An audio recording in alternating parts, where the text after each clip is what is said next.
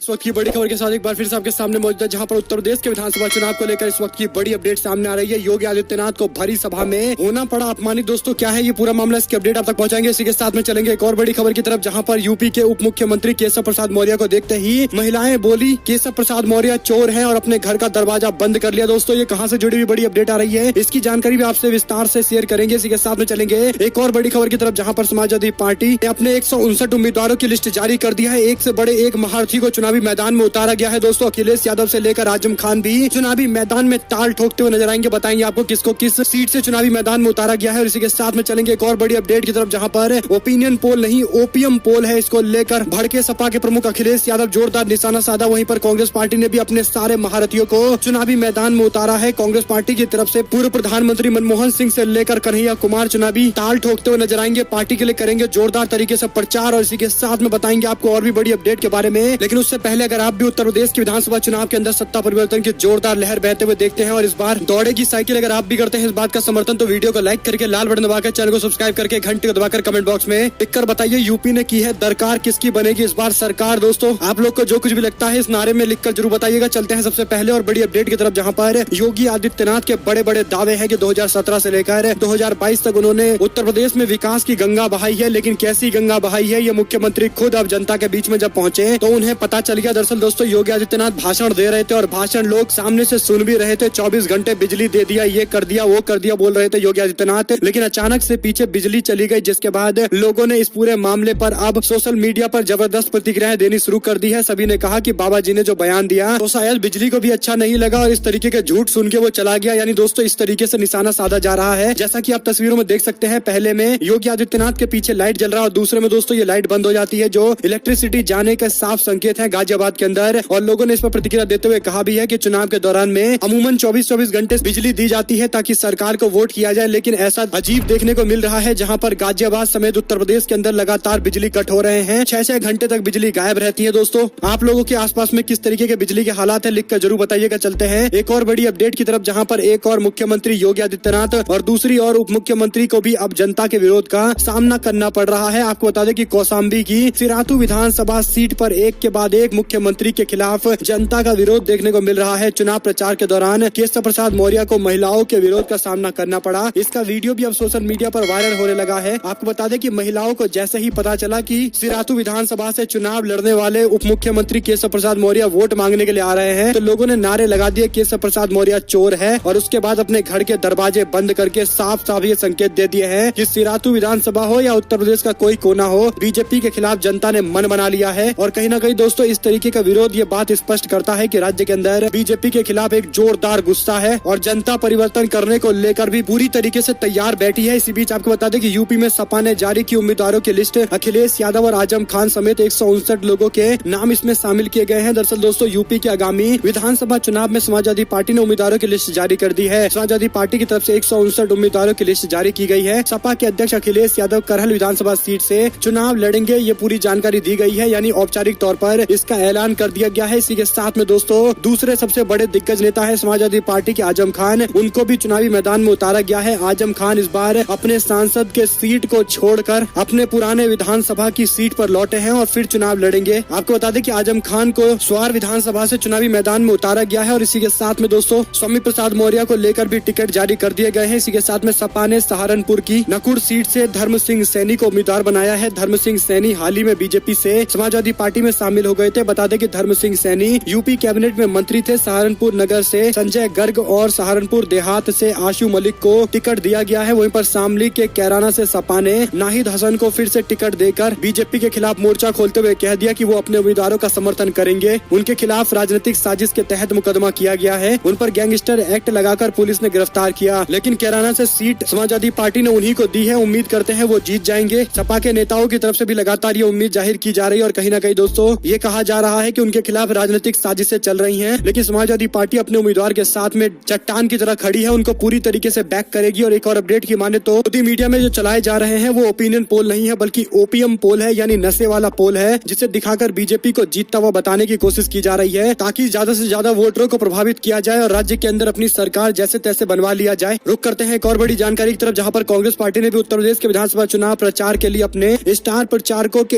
एक से बढ़कर एक महारथियों को उतारा है। दरअसल दोस्तों कांग्रेस पार्टी की ओर से सोनिया गांधी, पूर्व प्रधानमंत्री डॉक्टर मनमोहन सिंह, राहुल गांधी, प्रियंका गांधी वाड्रा, अजय कुमार लल्लू, आराधना मिश्रा, गुलाम नबी आजाद और अशोक गहलोत को स्टार प्रचारक बनाया गया है। लेकिन इसके साथ में कुछ ऐसे नाम है जिन्होंने चौंकाया है। दरअसल दोस्तों कांग्रेस पार्टी की तरफ से हार्दिक पटेल और कन्हैया कुमार को भी चुनावी मैदान में उतारा जाएगा। दोनों मिलकर राज्य के अंदर पार्टी के पक्ष में वोट मांगेंगे और एक के बाद एक महारथी चुनावी मैदान में उतरने जा रहे हैं। कांग्रेस पार्टी के पक्ष में वोट मांगने के लिए 30 टोटल स्टार प्रचारकों की लिस्ट जारी की गई है। एक और जानकारी की माने तो सरकार के प्रवचन में न आए, यूपी में अभी चुनाव जारी रहेगा और जब तक चुनाव जारी रहेगा तब तक हिंदू, मुसलमान और जिन्ना का भूत राज्य के अंदर मौजूद रहेगा। सरकारी कार्यक्रम है 2.5 महीने का। यहाँ पर केंद्रीय मंत्री और बड़े बड़े लोग दिल्ली से आएंगे और हिंदू मुसलमान की बात करेंगे, जिन्ना की बात करेंगे। जिन्ना का भूत अभी 2.5 महीने तक उत्तर प्रदेश में ही रहने वाला है, क्योंकि वो 2.5 महीने के कॉन्ट्रैक्ट पर उत्तर प्रदेश आया हुआ है चुनाव के दरमियान। लेकिन जनता से अपील है कि विकास के मुद्दे पर वोट करिए, विकास को लेकर सवाल पूछिए अपने लोगों से और जो सही से जवाब नहीं दे पा रहा, जिसने विकास नहीं किया, उसके खिलाफ वोट करिए। उसके पक्ष में वोट इसलिए मत करिए क्योंकि आपको लगता है कि वो धर्म के लिए कुछ काम करेगा, क्योंकि धर्म का नाम लेकर अपने किए गए सारे कुकर्मों को छुपाने के लिए प्रयास किए जाएंगे। लेकिन इसको जनता को समझने की जरूरत है। इसी के साथ में दोस्तों स्वामी प्रसाद मौर्य जो बीजेपी के वरिष्ठ नेता थे, जब वह समाजवादी पार्टी में शामिल हुए तो गोदी मीडिया के लोगों ने एक माहौल बनाया और कहा कि स्वामी प्रसाद मौर्य इसीलिए बीजेपी छोड़कर समाजवादी पार्टी में शामिल हुए हैं क्योंकि उनको अपने बेटे को टिकट दिलाना है। लेकिन दोस्तों जो बड़ी अपडेट सामने आ रही है, जहां पर ऊंचाहार नाम की विधानसभा है, जहां से स्वामी प्रसाद मौर्य के बेटे को टिकट देने की बातें चल रही थी, जो गोदी मीडिया के लोग लगातार अफवाह फैला रहे थे। लेकिन जो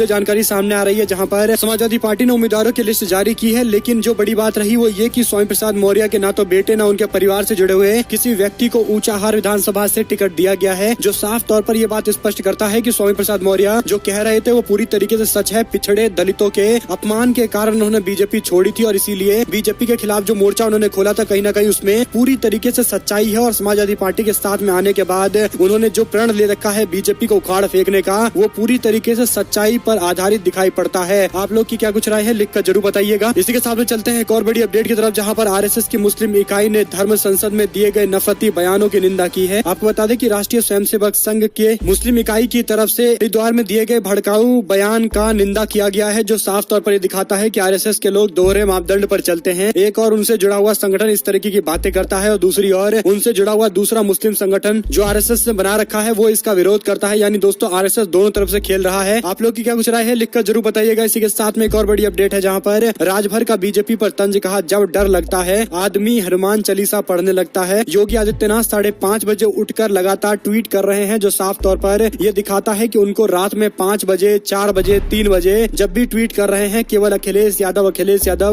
यादव चारों तरफ दिखाई पड़ते हैं। और ये डर है सत्ता जाने का और परिवर्तन होने का। इसी के साथ में आम आदमी पार्टी के सीएम कैंडिडेट भगवत मान के प्रचार के दौरान कोरोना के नियमों के उल्लंघन का आरोप लगा है। इलेक्शन कमीशन ने भेजा है नोटिस। पंजाब के संगरूर से आम आदमी पार्टी के मुख्यमंत्री पद के उम्मीदवार भगवत मान पर प्रचार के दौरान कोरोना नियमों के उल्लंघन का आरोप लगा है, जिसके चलते इलेक्शन कमीशन ने उन्हें नोटिस भेजा है। पंजाब में आम आदमी पार्टी के मुख्यमंत्री पद के उम्मीदवार भगवत मान मुख्यमंत्री उम्मीदवार बनने के बाद लगातार प्रचार को और तेज करते दिखाई पड़ रहे हैं। लेकिन दोस्तों जिस सीट पर उनको चुनाव लड़ना है वहां पर जाकर उन्होंने धुआंधार प्रचार तो किया था, लेकिन कोरोना के नियमों का उल्लंघन कर दिया, जिसके बाद इलेक्शन कमीशन ने कड़ी कार्रवाई को लेकर संकेत दिए हैं। मामला दर्ज किया गया है और जल्द ही कठोर कार्रवाई की जाएगी। इसी के साथ में संजय राउत ने बड़ा बयान देते हुए कह दिया कि अगर हमने भारतीय जनता पार्टी को हिंदुत्व के एजेंडे पर आगे बढ़ने नहीं दिया होता और राम मंदिर के आंदोलन के दौरान अगर हम लोगों ने पूरे नॉर्थ इंडिया में चुनाव लड़ा होता तो आज बीजेपी हाशिए पर होती और हमारा प्रधानमंत्री देश चला रहा होता। उनकी तरफ से ये टिप्पणी जो सामने आई, जिसके बाद बीजेपी के लोग बौखला गए और उनको निशाने पर लेने लगे। संजय राउत ने भी फिर पलटवार किया है। इसी बीच आपको बता दें कि एनसीपी के प्रमुख शरद पवार फिर से कोरोना पॉजिटिव हो गए हैं। दोस्तों ट्वीट करके उनकी तरफ से जानकारी दी गई है। राष्ट्रवादी कांग्रेस पार्टी के अध्यक्ष शरद पवार ने कोरोना वायरस से संक्रमित हो गए। उन्होंने खुद सोशल मीडिया पर इसकी जानकारी दी है। महाराष्ट्र के पूर्व सीएम शरद पवार ने ट्वीट करके लिखा है कि मेरी कोविड पॉजिटिव रिपोर्ट आई है, लेकिन चिंता की कोई बात नहीं है, मैं डॉक्टर की सलाह मानते हुए अपना इलाज करा रहा हूं। वहीं पर दोस्तों समाजवादी पार्टी के विधायक ने आचार संहिता का उल्लंघन, फतेहाबाद के विधायक जितेंद्र वर्मा ने ये कोरोना का उल्लंघन किया है। सैकड़ों लोगों के साथ निकाला गाड़ियों का काफिला। समाजवादी पार्टी के जिला अध्यक्ष भी जितेंद्र वर्मा, उनके खिलाफ कार्रवाई की गई है। इसी के साथ में एक और अपडेट की माने तो बाहुबली विधायक विजय मिश्रा को चुनाव प्रचार पर सुप्रीम कोर्ट ने तगड़ा झटका दिया है। दरअसल दोस्तों सुप्रीम कोर्ट के जस्टिस धनंजय की अगुवाई में चुनाव प्रचार के लिए विजय मिश्रा की याचिका पर सुनवाई की गई, लेकिन इस दौरान जमानत देने से पूरी तरीके से इंकार कर दिया गया। मिश्रा की अर्जी को खारिज करते हुए सुप्रीम कोर्ट ने कहा कि जमानत के लिए ये उपयुक्त मामला नहीं है। और ऐसे में एक और बड़ी अपडेट की माने तो बीजेपी के उम्मीदवार प्रशांत गुर्जर की तरफ से विवादित बयान सामने आया उठाया, बोले कट्टर होना होगा, समाजवादी पार्टी मुसलमानों की पार्टी है। बीजेपी के उम्मीदवार प्रशांत गुर्जर का विवादित बयान सामने आया है। और इसी बीच एक और जानकारी की माने दोस्तों तो मुजफ्फरनगर में आम आदमी पार्टी के उम्मीदवार ने की आत्महत्या की कोशिश। जिला प्रशासन पर भी गंभीर आरोप लगाए हैं। मुजफ्फरनगर के अंदर विधानसभा चुनाव में हाई वोल्टेज ड्रामा देखने को मिल रहा है। आम आदमी पार्टी के प्रत्याशी ने सुसाइड करने की कोशिश की है। इसकी जानकारी के मुताबिक आम आदमी पार्टी के उम्मीदवार जोगिंदर सिंह का नामांकन रद्द हो गया है। एक और जानकारी की माने तो ओम प्रकाश राजभर ने किया बीजेपी पर जोरदार हमला। कहा कानून व्यवस्था पर इसलिए सवाल उठाया है क्योंकि माफिया क्रिकेट खेल रहा है योगी राज में और सरकार चुप्पी साधे हुए क्रिकेट का मजा ले रही है। अपराधी को गिरफ्तार करने की हिम्मत नहीं है बीजेपी सरकार में और इसीलिए क्रिकेट खेल रहा है वो व्यक्ति जिस पर कई सारे गंभीर मुकदमे दायर हैं। और एक और अपडेट की माने नवजोत सिंह सिद्धू ने पंजाब में आम आदमी पार्टी के मुख्यमंत्री पद का चेहरा चुनने की कवायद को पूरी तरीके से फर्जीवाड़ा बताया है। पंजाब कांग्रेस के अध्यक्ष नवजोत सिंह सिद्धू ने आम आदमी पार्टी के पंजाब के मुख्यमंत्री पद का चेहरा घोषित किए जाने की कवायद पर पूरी तरीके से गंभीर सवाल खड़े किए हैं। उन्होंने सोमवार को प्रेस कॉन्फ्रेंस करके आरोप लगाया कि ये पूरी तरीके से फर्जीवाड़ा था। सिद्धू ने कहा कि अरविंद केजरीवाल ने आम आदमी पार्टी के मुख्यमंत्री पद का चेहरा पहले ही तय कर रखा था। जनता से मांग की गई थी कि वो अपने मन का उम्मीदवार बताए। आम आदमी पार्टी उसी को मुख्यमंत्री पद का उम्मीदवार बनाएगी। लेकिन अरविंद केजरीवाल पर गंभीर निशाना साधते हुए नवजोत सिंह सिद्धू ने कहा कि ये पूरी तरीके से प्रायोजित था। 21 लाख मैसेज आने की जो बातें की जा रही है ये फर्जीवाड़ा है। इनको पहले ही पता था कि किसको मुझे मुख्यमंत्री पद का उम्मीदवार बनाना है। केवल ड्रामा रचने के लिए इन्हीं लोगों ने ये कार्यक्रम आयोजित कराए हुए थे। और एक और अपडेट की माने तो धर्म के आधार पर लोगों को बांट रही है बीजेपी। सीएम बघेल ने पूछा कि वोट देकर बदले में यूपी की जनता को क्या मिला। भारतीय जनता पार्टी को जिताकर ये भी उन्हें सोचना चाहिए। सीएम भूपेश बघेल ने एक बार फिर से बीजेपी पर जमकर निशाना साधा। भूपेश बघेल ने बीजेपी पर यूपी के अंदर धर्म के नाम पर लोगों को बांटने का आरोप लगाया। इसके साथ ही उन्होंने उत्तराखंड के अंदर भी कांग्रेस पार्टी की स्थिति अच्छी है ये बयान दिया है। बीजेपी पर हमला बोलते हुए सीएम बघेल ने कहा कि बीजेपी के लोगों को